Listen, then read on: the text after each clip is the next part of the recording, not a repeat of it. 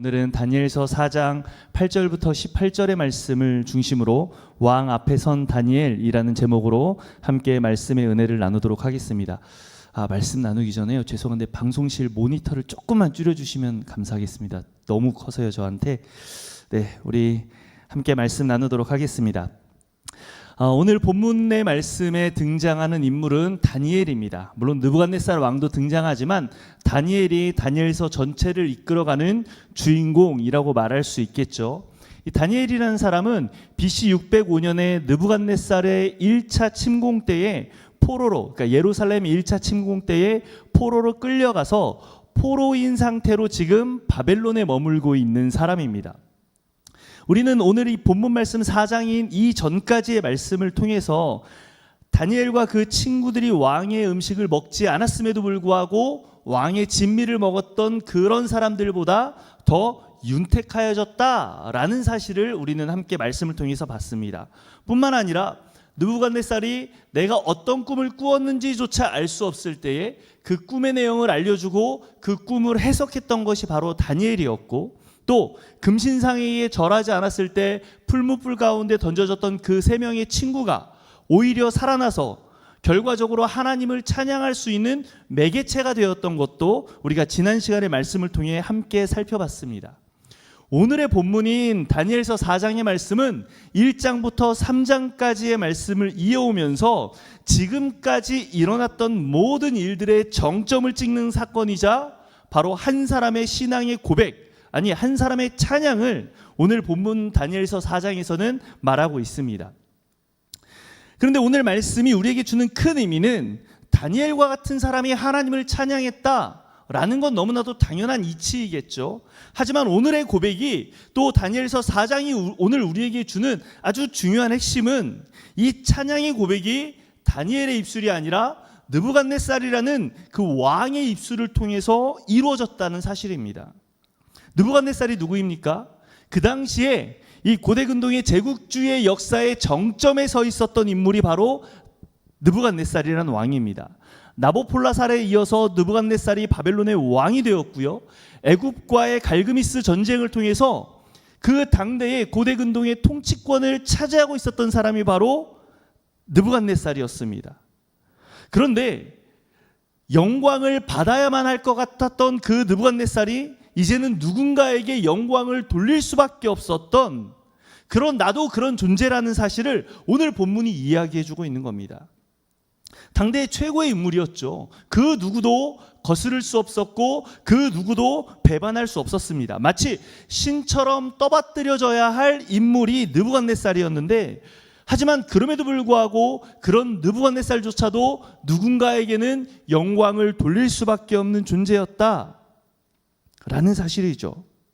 그리고 그 사실이 그 당시를 살았던 그 사람들 뿐만 아니라 오늘을 살고 있는 우리들에게도 동일하게 적용이 된다면 오늘 우리의 삶의 방향성도 느부갓네살과 같아야 하지 않을까요? 오늘 말씀의 제목인 왕 앞에 선 다니엘을 통해 그 시대의 원리로 오늘을 우리는 어떻게 살아가야 할 것인가, 이 성경 속의 원리로 오늘 우리는 어떤 성경의 원칙과 원리를 가지고 이 땅을 살아가야 할 것인가, 우리 함께 찾아보고 그렇게 살기를 결단할 수 있는 귀한 시간이 되기를 간절히 소망합니다.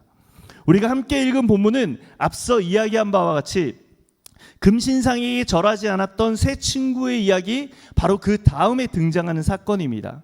그리고 느부갓네살의 입장에서 본다면 첫 번째 꿈과 이어진 두 번째 꿈의 사건이죠. 그런데 시간은 텀이 있습니다. 우리가 이 다니엘서 4장을 구조적으로 이해하면 다니엘서 4장이 조금 더 쉽게 이해가 될 수 있는데요, 우리 한번 다니엘서 구조 그림을 한번 보여주실까요? 다니엘서 4장 전체가 1절부터 37절까지 되어 있습니다. 그런데 1절부터 3절까지는 느부갓네살의 칙령이 있고요, 그리고 중간에는 우리가 함께 읽은 본문인 느부갓네살의 꿈에 대한 이야기를 하고 있고, 마지막 34절부터 37절까지는 느부갓네살이 하나님 앞에 찬양과 찬미 드리는 내용이 등장하고 있습니다. 구조적으로 이거는 성경학적으로 인클루지브 구조라고 합니다. 그러니까 앞과 뒤에 동일한 동일한 이야기가 나오고요. 가운데에 사건이 기록되어 있는 거죠. 그러니까 저 사건은 하나님을 찬양하는 전체의 구조 틀 안에 있는 하나의 사건인 겁니다.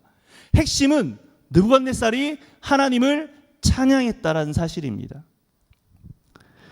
그리고 1절부터 3절까지는요, 단순한 느부갓네살의 찬양의 고백이 아닙니다.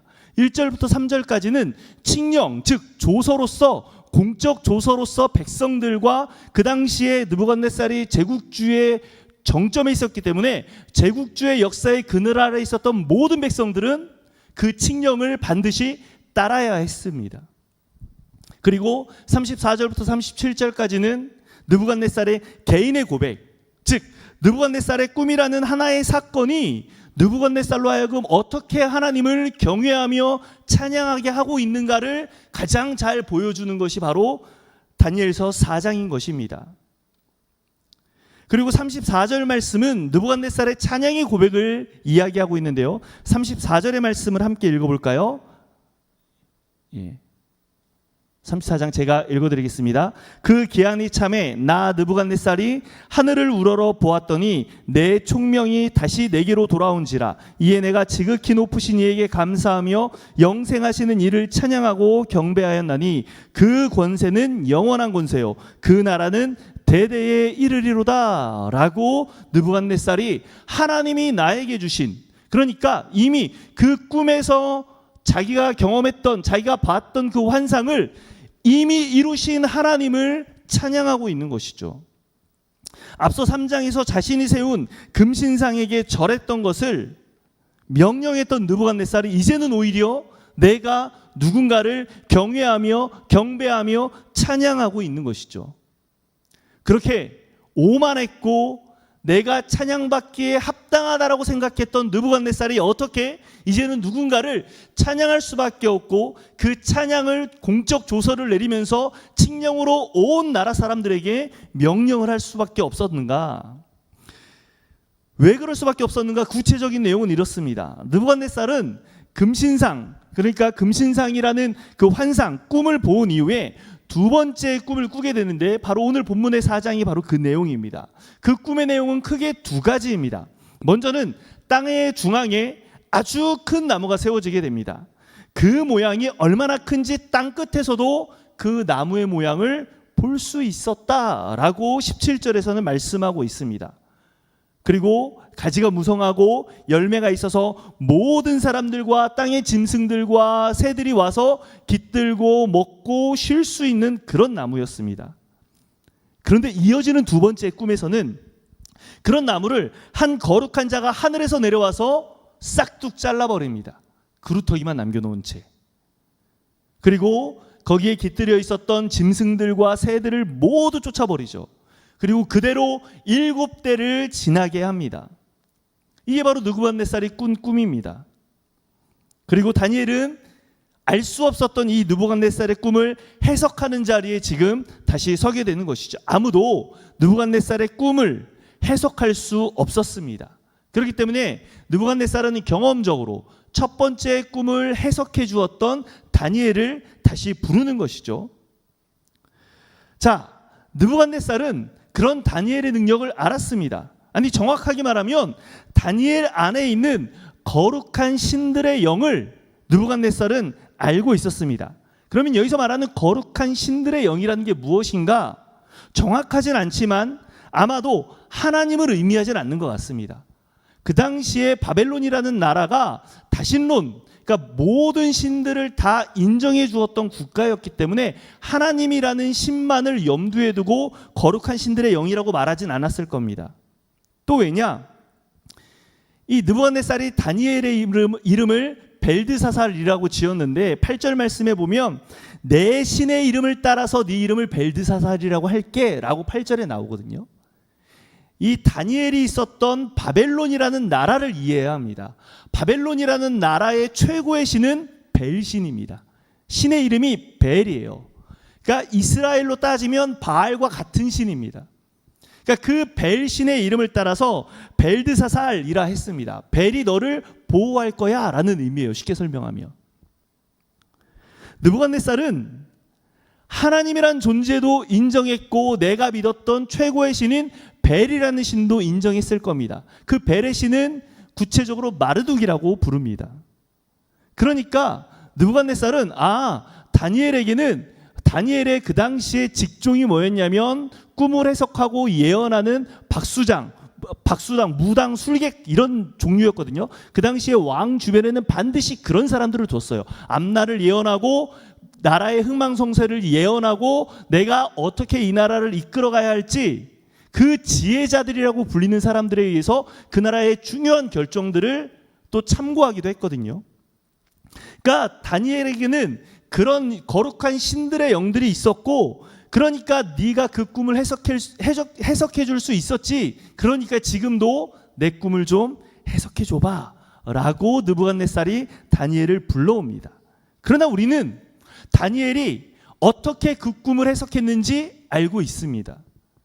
오늘 본문 말씀에서 느부갓네살은 너에게는 거룩한 신들의 영이 있어 라고 말하지만 다니엘에게는 오직 하나의 영이신 성령이 그 안에 존재했던 것이죠. 물론 삼위일체 하나님으로 존재했지만 어찌됐든 거룩한 영인 성령이 다니엘 안에 있었기 때문에 그가 그 지혜를 가지고 하나님의 뜻을 가지고 느부갓네살의 꿈을 해석하고 그 꿈이 무엇인지를 알게 되었던 겁니다. 아직 본격적으로 드러나진 않았지만 이미 다니엘 속에 그 성령은 역사하고 계셨습니다. 그럼 다니엘에게 임했던 그 성령이 어떤 역할을 하셨습니까? 신령한 일들을 하고 기적을 베푸셨나요?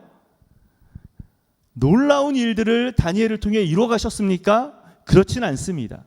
아직 알지 못하는 자들에게 하나님의 뜻이 무엇인지를 알게 하는 역할이 바로 다니엘에게 부여된 역할이었습니다.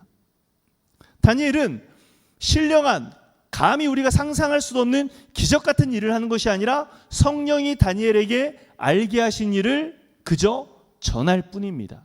이건 신약에서 성령의 역할을 말씀하시는 것과 동일합니다. 우리에게 알게 하시리라. 그리고 그 알게 하신 것을 우리는 반드시 증언해야 하는 것이죠. 이렇게 하나님의 말씀을 맡은 자로서 하나님의 뜻을 증거하는 사람들을 우리는 선지자라고 합니다. 그리고 다니엘도 선지자 중에 한 명이고 다니엘서도 선지서 중에 하나의 책이죠. 이 선지자는 히브리어로 나비라고 합니다. 나비는 앞날을 예언하는 사람을 뜻하기는 합니다. 하지만 앞날을 예언하는 사람들을 선지자라고 부르지만 그것이 선지자의 모든 역할은 아닙니다. 앞서 말씀드렸지만 이 나비라는 히브리어의 조금 더 분명한 뜻은 하나님의 말씀을 맡은 자, 그 말씀을 맡은 자라는 의미가 조금 더 좋은 폭넓은 해석일 수 있습니다. 왜냐하면 예언자들, 다니엘과 같은 선지자들이 말하는 것들이 반드시 미래의 것들만 이야기하지는 않습니다. 그리고 정확한 퍼센테이지는 아닌데요, 조금 더 많은 범위에서 미래의 일을 예언하기보다는 현재의 일을 판단하고 평가하는 것이 선지자들의 말들 속에 훨씬 더 많이 등장합니다.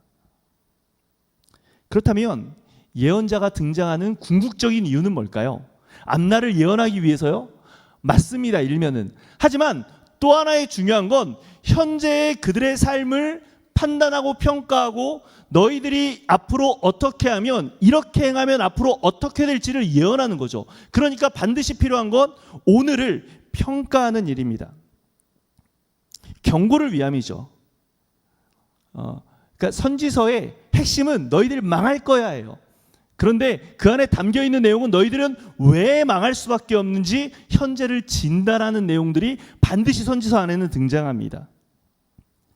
내 말을 듣지 않으면 결국 망하게 될 거야 입니다. 우리는 망하는 일에 조금 더 중점을 두고 예언서를 읽지만 사실은 왜 망하는지에 대해서 이야기하고 있다는 겁니다. 다니엘은 하나님이 그 뜻을 다니엘에게 알려주셨기 때문에 왜 느부갓네살이 망할 수밖에 없었는지를 성령의 인도하심을 따라 이야기할 수밖에 없었던 겁니다. 당신이 꾸었던 그 꿈, 세상 가운데 가장 높이 올라갔던 그 나무, 모든 이들이, 모든 짐승들이, 모든 새들이 와서 쉬고 깃들고 거기서 열매를 먹었던 그 나무가 바로 당신 아닙니까? 그리고 결국 당신은 어떻게 될 겁니까? 배임을 당하고 그루터기만 남게 되고 7대를 결국은 그렇게 처절한 상태로 재앙 속에서 머물게 될 겁니다 라는 것을 이야기하는 것이죠. 그런데 왜요? 왜? 도대체 느부갓네살이 왜 그렇게 되느냐? 다니엘서 4장 27절은 이렇게 말하고 있습니다. 그런즉 왕이여 내가 아뢰는 것을 받으시고 공의를 행함으로 죄를 사하고 가난한 자를 긍휼히 여김으로 죄악을 사하소서. 그리하시면 왕의 평안함이 혹시 장구하리이다 아니라. 무슨 의미입니까? 느부갓네살이 공의로 나라를 다스리지 않았다는 말입니다. 제국주의 역사의 정점에 있었던 느부갓네살이 그 나라들, 제국주의 역사를 어떻게 통치했는가? 공의로 통치하지 않았다. 가난한 자들을 긍휼히 여기지 않았고 억압으로 정치를 했다는 말입니다. 그 결과가 느부갓네살에게 꿈으로 하나님이 말씀하고 있는 거죠. 이미 이런 법칙과 원리들은 이스라엘의 역사 속에도 이미 보여진 것입니다. 아모스 5장 24절 우리가 너무나도 잘 아는 말씀인데요. 오직 공법을 물같이 정의를 하수같이 흘릴지로다. 아모스가 살았던 시대는요, 이스라엘이 아주 부강했고 잘 살았던 시대였습니다. 누가 보면 하나님의 은혜 가운데 하나님이 복을 주셨구나라고 말할 수 있는 시대였습니다. 하지만 그때 아모스는 말합니다. 우리가 공의롭지 못해서 고아와 과부를 홀대하고 나그네를 업신여기고 그랬기 때문에 우리는 반드시 망할 수밖에 없어. 여러분, 우상숭배가 멸망의 첫 번째 이유이긴 하지만 우상숭배의 그 여파가 결국은 어떤 방향으로 대부분 흘러가느냐? 공의와 정의, 즉 하나님이 이 땅에 세우신 법칙이 무너지는 것이 바로 우상숭배의 결과로 이 땅 가운데 드러나고 있습니다. 그리고 여지없이 모든 예언자들, 대부분의 예언자들은 바로 이 하나님의 통치의 원리인 공의와 정의를 무시했던 그 왕들에게 우리가 왜 멸망할 수밖에 없었는가? 그 사실들을 예언하고 있고, 이건 비단 이스라엘뿐만 아니라 제국주의 역사의 한 획을 그었던 느부갓네살에게도 동일하게 적용되고 있는 것이죠. 그런데 문제는 이걸 누구에게 말해야 되는 겁니까? 왕에게 말해야 됩니다. 누가요? 신하가. 다니엘은 엄밀히 따지면 느부갓네살의 신하거든요. 그것도 순수 혈통이 아니에요. 포로로 끌려왔잖아요, 지금. 그런데 중요한 사실은 다니엘은 성령이 그에게 말씀하셨고 하나님의 뜻을 말할 수밖에 없는 위치에 놓여 있는 것이죠. 왕 앞에서 왕에게 닥칠 재앙을 말해야 된다? 그것도 당신이 이제 이렇게 하면 멸망할 겁니다. 참 쉽지 않은 일입니다. 오늘날로 표현하면 레드팀이 있는 거죠. 작동을 한 거죠. 감히 대통령에게 그런 말을 쉽사리 한다는 건 쉽지 않은 일입니다. 근데 지금보다 더 어마어마한 절대 권력을 가지고 있었던 그 당시에 그런 말들을 한다? 그럼에도 불구하고 다니엘은 자신이 해야 할 일들, 즉 하나님이, 성령이 다니엘에게 주셨던 그 마음, 느부갓네살의 꿈을 해석했던 그 내용을 정확하게 느부갓네살에게 이야기합니다. 왜요? 그것이 하나님의 뜻이기 때문이죠. 그리고 그와 같은 일들이 실제로 일어납니다. 그 꿈과 동일한 일들이 어느 날 느부갓네살에게 임하는 것이죠. 그러기에 선지자는 반드시 하나님의 뜻을 이 땅 가운데 그 있는 그대로를 증거해야 합니다. 누군가를 두려워하거나 내가 하고 싶은 이야기를 해서는 곤란합니다. 왜곡을 시키면 안 됩니다. 마치 이스라엘 백성들이 포로로 끌려갔을 때 70년 후에 돌아올 것이라고 하나님은 분명히 말씀하셨지만 예레미야는 분명히 그 내용을 예언했고, 그러니까 너희가 바벨론 땅에 가면 뭐해라? 집도 짓고 결혼도 하고 아기도 낳고 곡식도 기르고 그 땅에서 잘 먹고 잘 살아라 라고 말할 때에 이스라엘 백성들의, 포로로 끌려갔던 모든 이스라엘 백성들의 관심은 뭐였을까요? 우리 언제 돌아가? 거짓 선지자들은 말하죠. 뭐라고요? 2년만 있으면 우리 돌아갈 수 있어. 하나님의 뜻을 왜곡하는 사람들을 우리는 결코 선지자라고 볼 수 없습니다. 그렇기 때문에 우리는 하나님의 뜻을 온전히 있는 그대로를 증언해야 합니다. 물론 예언자들이라고 하나님의 뜻을 의심하지 않았을까요? 아니요, 의심했습니다. 의구심을 품었던 사람들도 있습니다. 그 대표적인 사람이 바로 하박국이라는 선지자입니다. 하나님이 이게 맞습니까? 이 나라가 하나님이 세우신 이 백성이 저 갈대아 사람, 저 악독한 사람, 그들에 의해서 멸망당하는 게 과연 맞는 일입니까, 하나님? 하박국 선지자의 질문이었고 하나님과의 독대 속에서 2번이나 반복된 질문이었습니다. 그 물음에 대해 하나님은 하박국 2장 4절에서 이렇게 대답하십니다. 보라, 그의 마음은 교만하며 그 속에서 정직하지 못하나 의인은 그의 믿음으로 말미암아 살 것이다 라고 하나님은 하박국에게 대답하십니다. 즉 멸망을 예언하지만 그 속에도 여전히 하나님은 하나님의 뜻 가운데 믿음 가운데 걸어가는 그 의인들을 통해 역사하실 것을 말씀하고 있습니다. 그리고 여지없이 그런 하나님의 예언의 말씀과 동일하게 하나님의 역사는 결단코 끊어지지 않습니다. 하나님의 역사는 이스라엘의 멸망으로 끝나는 것이 아니라 하나님이 예비하신 또 다른 사람들을 통해서 하나님의 뜻은 여전히 계속 진행되어지고 있고 현재도 그렇게 하나님의 계획은 하나하나 하나님의 뜻과 하나님의 방법과 하나님의 때에 맞게 그 퍼즐 조각을 맞추어가고 있다라는 말이죠. 그래서 하나님이 맡기신 다니엘의 말뿐만 아니라 모든 예언자들과 선지자들의 말에는 단 하나의 오류도 존재하지 않습니다. 그래서 다니엘은 나에게 위험이 찾아온다 할지라도 하나님이 나에게 허락하신 그 말씀을, 그 뜻을 전할 수밖에 없었던 겁니다. 그것이 정답이었고 그것이 진리였기에 피할 수 없었습니다. 하나님의 영이 그와 함께 하셨기에 다니엘은 말할 수밖에 없었습니다. 그런데 놀랍게도 그 말을 들은 느부갓네살의 반응이 바로 오늘 1절부터 3절 그리고 34절부터 37절까지의 말씀입니다. 결론적으로 느부갓네살은 자신의 삶을 돌이키지 않았고 그 7대라는 그 고난의 기간을 거치게 됩니다. 그 고난의 때를 거치고 난 다음 하나님께 고백하는 것이 바로 아까 구주에서 말씀드렸던 1절과 3절 그리고 34절과 37절의 조서와 개인의 고백의 찬양과 찬미의 내용입니다. 느부갓네살이 하나님을 찬양할 수밖에 없었던 그 이유는 다니엘의 예언이 너무나도 정확하게 느부갓네살의 삶 속에서 이루어졌기 때문입니다. 물론 그랬다고 해서 느부갓네살이 구원을 받았고 하나님의 사람이라고 평가할 수 있겠는가? 좀 그러긴 어려울 것 같습니다. 하지만 한 가지 확실한 것은 느부갓네살의 삶의 결과가 중요한 것이 아니라 다니엘과 같이 성령의 역사에 의해 움직이는 사람들을 통해 우리가 발을 디디고 사는 이 땅에서의 오늘 하루의 모든 사건과 일들이 이루어지고 있다라는 말이죠. 그 대상이 느부갓네살이 아니라 온 세상 모든 사람들 또한 그런 하나님의 역사의 그 배경과 그늘 아래 오늘 하루를 살아가고 있습니다. 하나님을 믿지 않는다 할지라도 말이죠. 느부갓네살처럼. 그리고 하나님은 세상의 어떤 위협과 권위에도 눌리지 않고 정확하게 하나님의 말씀을 증언할 수 있는 사람, 그런 사람들을 통해 하나님은 오늘 또 일하십니다.